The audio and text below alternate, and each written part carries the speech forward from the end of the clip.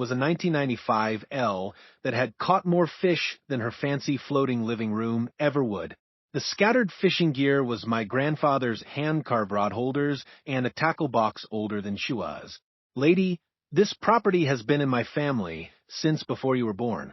There's no HOA covenant on my deed, and there sure as hell won't be.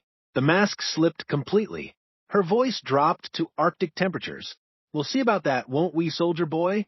She gunned that pontoon engine like she was fleeing a crime scene, sending a wake that slammed into my dock hard enough to spill my coffee.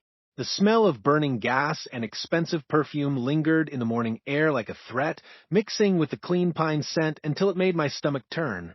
As I watched her mansion's windows glinting in the sunrise like a predator's eyes, that old military instinct kicked in, the one that kept me alive in 3 deployments. This wasn't just some neighbor dispute. This was war. And I had the sinking feeling I'd just been drafted. 3 days later, I found an envelope taped to my front door, like a parking ticket from hell. Inside was the most elaborate piece of fiction I'd seen since my ex-wife's divorce settlement demands. Lake Serenity Homeowners Association violation notice blazed across expensive letterhead in blood-red letters. Apparently, I owed them $500 for failure to maintain dock aesthetic standards and had 30 days to comply or face additional fines and potential property liens. The document looked impressive official seals, case numbers, even legal-sounding language that would make most people panic and write a check. Too bad it was worth less than the paper it was printed on, but most folks wouldn't know that. Time for some reconnaissance.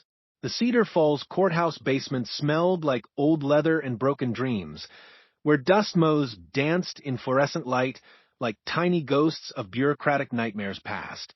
I'd learned during my Army days that the best intelligence always comes from the people who've been filing papers longer than you've been breathing.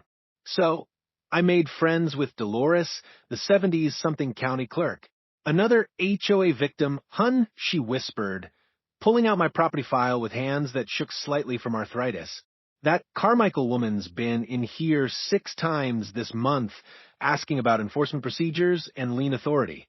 Between you and me, honey, she doesn't know her ass from